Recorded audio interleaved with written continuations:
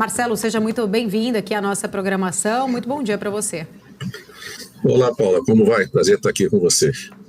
Obrigada. Marcelo, eu estava falando aqui com o Bondic, né? Uma semana bem movimentada lá em Brasília. A gente tem aí discussões importantes, temos a votação, vamos dizer assim, agora a análise novamente do arcabouço fiscal lá na Câmara, né? Depois que o Senado mudou. Tem toda essa discussão também da reforma tributária, a questão do CARF, enfim. Queria entender um pouquinho da sua visão, né? Como que você está vendo o quanto aí Brasília ou o Congresso como um todo, esta semana com estas enormes votações que são importantes, principalmente essa de reforma tributária, que ela é muito longa, não deve ser aí tão simples assim de ser discutida até sexta-feira como o Lira quer, mas eu queria entender na sua visão o quanto você acredita, né, que esta semana pode ser aí tão decisiva, estruturante para resolver estas pautas econômicas e se isso de alguma forma pode também acabar impactando a condução, né, da política atual, essa expectativa inclusive dessa meta contínua que já poderia diminuir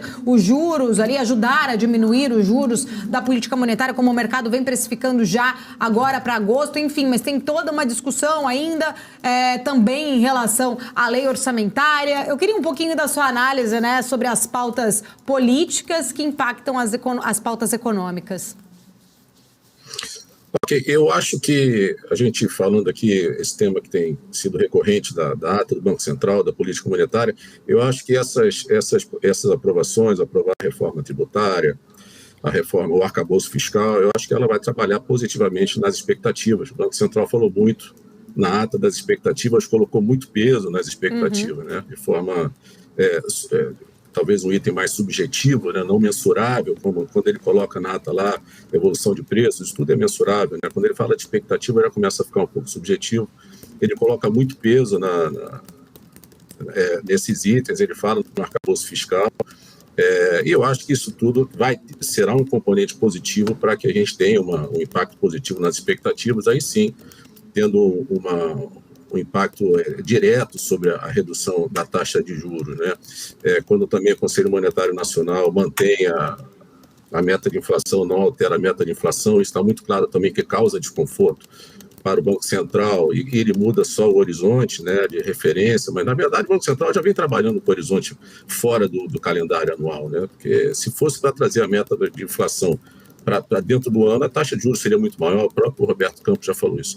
Então, eu vejo de forma bastante positiva, eu acho que eu só acho que a gente tem que tomar cuidado com a reforma tributária para não sair uma coisa pior do que nós já temos, mas, de qualquer forma, eu vejo, sim, que é uma agenda muito positiva que vai ter impacto direto na política econômica. Uhum. E aí, falando um pouco mais, né, sobre essas reformas, impactos na política econômica, queria trazer um pouquinho, repercutir contigo o Focus de hoje, né? Trazendo ali uma visão já de queda para a inflação futura.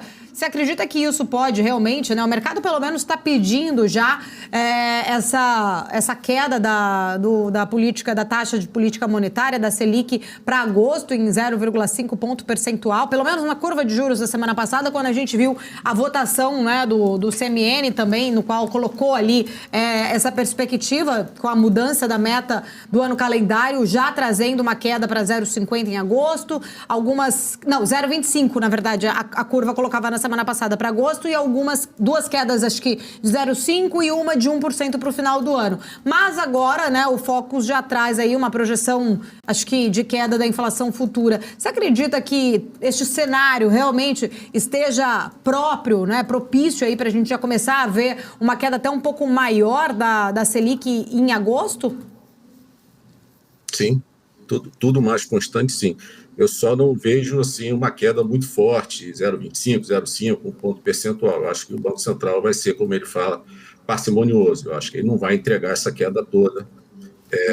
Eu acho que, de certa forma, não fará muito sentido ele entregar uma queda tão alta, um prazo tão curto, para a forma como ele vem se comunicando com a sociedade, né? Ele está muito preocupado com a inflação, ainda diz que tem um grupo dentro do Banco Central que está olhando aí no grupo mais conservador, se é a hora ou não. Eu acho que ele vai reduzir sim em agosto, mas eu acho que talvez em 0,25, depois talvez 0,25, e quem sabe um pouco mais à frente, meio ponto percentual. Mas eu não vejo o Banco Central muito agressivo na queda. Mas para mim que a queda está dada, para mim, tudo mais constante, a queda está dada já em agosto. Marcelo, Van Dijk aqui, tudo bem? Concordo integralmente com você.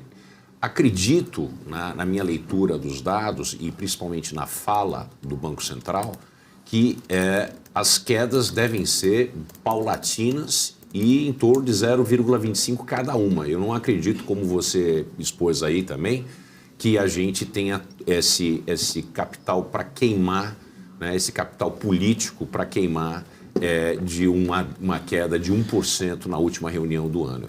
A minha visão, dado o núcleo de inflação, comportamento de IPCA e fala do Banco Central, é que nós vamos ter algumas quedas seguidas de 0,25, potencialmente uma de 0,5, mas acredito que serão de 0,25. A minha leitura é essa também.